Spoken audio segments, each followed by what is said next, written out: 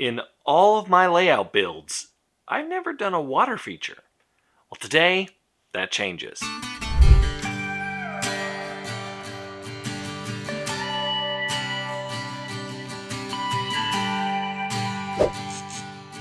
This video is brought to you with support from Trains.com.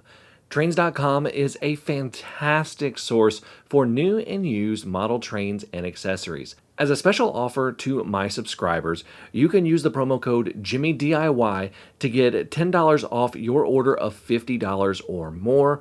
You can check them out at the link in the description. My layout is a T-track layout, and there are variants of T-track modules called bridge modules, and these are either singles or doubles that you can buy commercially that are designed to go with the Kato Unitrack bridge system, and there are several different lengths of bridges, but the one I'm going to be using today is a single module with a 3/4 straight bridge, and it's going to make a very nice looking tributary into a river. So let's go ahead and hop right into this. To do this, you're going to need a special kind of T-track module. This is a single bridge module. It has a span that is the same length as a 3/4 straight, the 186 millimeter straight in Kato Unitrack, and this is from Klondike's. And what we're doing here is we're going to take Sculpting and slope our little creek bed that we're going to have under this. Now, sculpt mold is my personal favorite for this. It can be a little dense and heavy, so the maximum you want to put on here is probably not too much, but this will be just fine. And we're just going to sculpt out everything. We're putting it under the bridge. Some people may put in the bridge afterwards because you do get some working time on this, but this is a great and easy way to form that riverbed, and then it takes about a day to dry.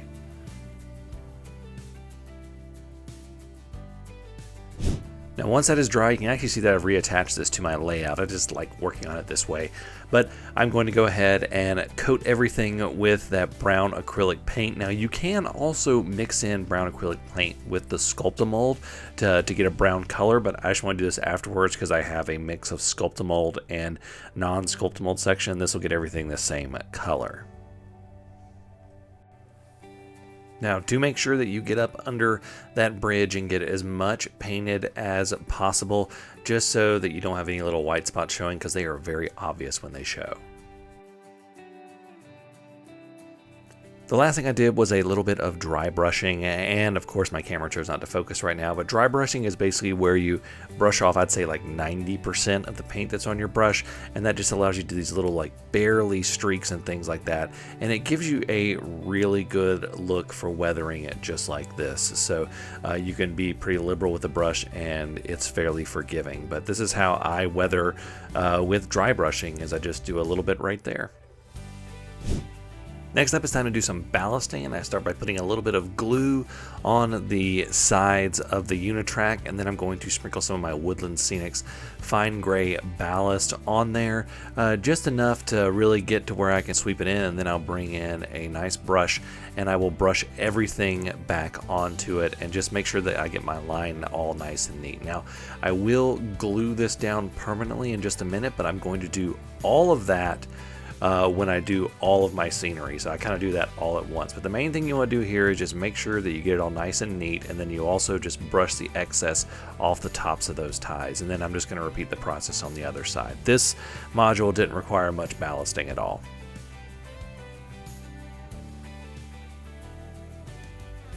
Now, funny story, I went to edit this and I sat down after getting this, and the clip that had me putting the glue on the module and the scenery, the blended turf, the earth blend, it was corrupted. So we're going to skip ahead. Just know that I coated everything in a scenic glue. That's important.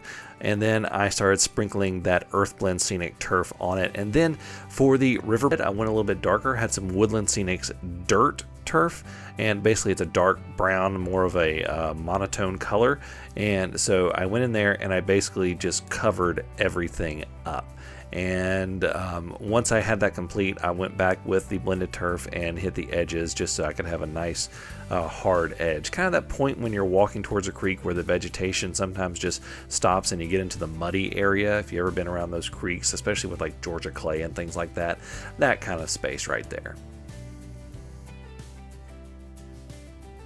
Once that was done, I coated everything with 90% isopropyl alcohol using the Mister bottle, and then I completely soaked everything in a scenic glue. Now that is very, very specific to that. I'm not talking about my usual white glue water mixture. I'm talking about a scenic glue. Now the reason for this is because of the product we're going to be using to do the water. Now this stuff, it's stuff you can buy from Woodland Scenics, and basically it's going to work better with the substance we're going to be using for the water, the realistic water.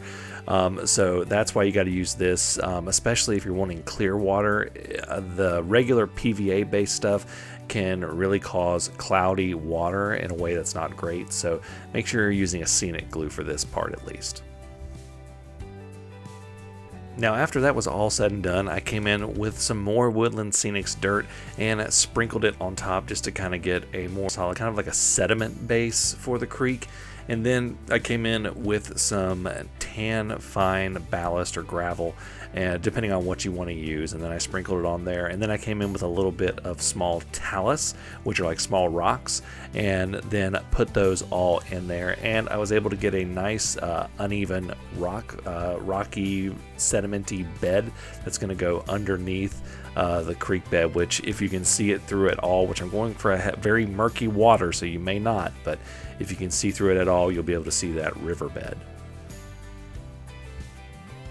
Now once that is all done, we're going to let it soak and dry in scenic glue and IPA again, and then we need to seal off the spot where the water is going to be. So I'm going to use hot glue to do that. So I'm going to take some hot glue and go around the edges right here where we're going to glue a piece of little bit of plastic that's going to go on there. I will link some of that in the description below. I just cut it with some scissors and then pressed it against the hot glue, and then went and put in some more hot glue to seal it off.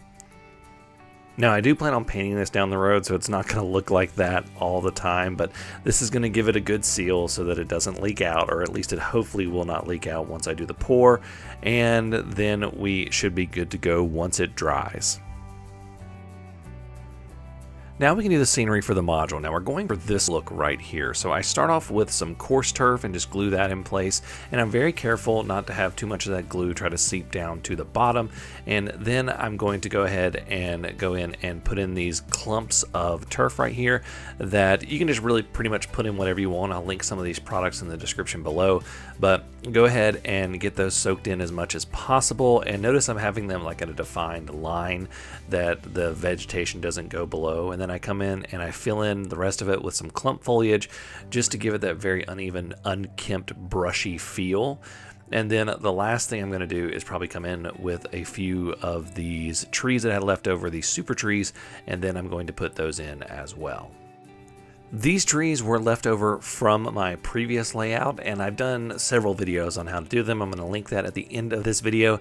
But basically, I'm just taking leftovers from that and just kind of sticking them everywhere, again, to kind of get that unkempt, hasn't been walked through much, very thick vegetation look. And here is what it looks like just before we're going to do the pour. Now to do the pour, I'm going to be using Woodland Scenics Realistic Water. Now there's a few caveats with this. Typically when you pour one of these layers, you don't want it to be more than 1/8 of an inch thick. You also don't want to shake the bottle because the bubbles are going to make it very difficult to get a good pour. And for coloring, you can use things like Woodland Scenics different colors for their specific water. Like I'm using the murky color for this, and what you do basically is you pour it in a cup together and you use whatever your instructed amount of drops are for your measurement is, and you get that murky look going in just by mixing those together. And then you pour it, and you want to pour them typically in layers of 1/8 of an inch, and I actually did about double that for the first layer. I did about 1/4 of an inch, and it took about twice as long to dry. 1/8 of an inch takes about 24 hours to dry. 1/4 inch took about 2.5 days to dry. Now you're probably going to get some bubbles with your pour, and of course you can try and poke them and get them away, but the most effective method is something that's actually not recommended by the manufacturer, and I'm going to go ahead and tell you, don't try this at home unless you are confident, and kids, don't do this without an adult. I am going to use a little bit of fire. Now, what I mean is that the Realistic Water specifically says do not use heat with this product, but in my experience, this worked in very brief bursts, but you do have to be very careful because not only can you mess up the Realistic Water, but you could light your scenery on fire, kind of like I did for a second. But this is seriously the best way I've come with getting bubbles out of things like this. And I just had to show you guys, but just be very, very careful. Now you get to the point where it has dried over a couple days and you look at it and you're like, it looks okay, but not the best. Well, that's when you have to do multiple pours. I ended up having to do 3 different layers of pours on this particular module. Basically, you're just going to where you think it looks right. All right, so after my 3rd pour, I was really where I wanted to be with this. And the only thing I wanted was a few little eddies and things like that. Now, Woodland Scenics makes a product for that called Water Ripples. It's like between $15 and $20 a jar. And if you have a lot of these to make, it's a great idea. But I only had a few that I wanted to make. And so I wanted to show you guys this technique for doing this right when the stuff gets tacky and it's not quite dry. You can just take a paintbrush right where you want to do these little eddies and water ripples and things like that. Like I just want these little trails behind stuff that's like in the water that it may be flowing around, and I'm just going to grab paintbrushes and just tap them and smooth them out. You want to do it very gently and when this is very tacky, but it works great and gives you a nice result, especially when you only want a few of these. And here is the final result.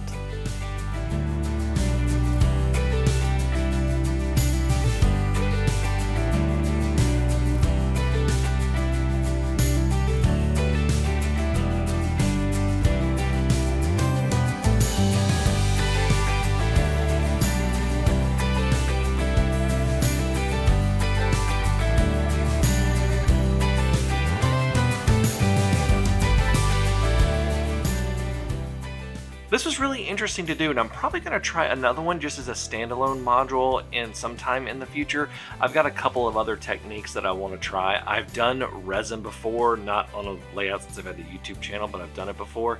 And there's a couple other cool techniques that I've seen out there that I want to try as well. But let me know how you have done water, if you've used this product, any tips and tricks, because it was a little bit different than other things that I've used in the past. So thank you all so much for watching. Until next time, I'm Jimmy from the DIY and Digital. Stay safe, be kind, and happy railroading.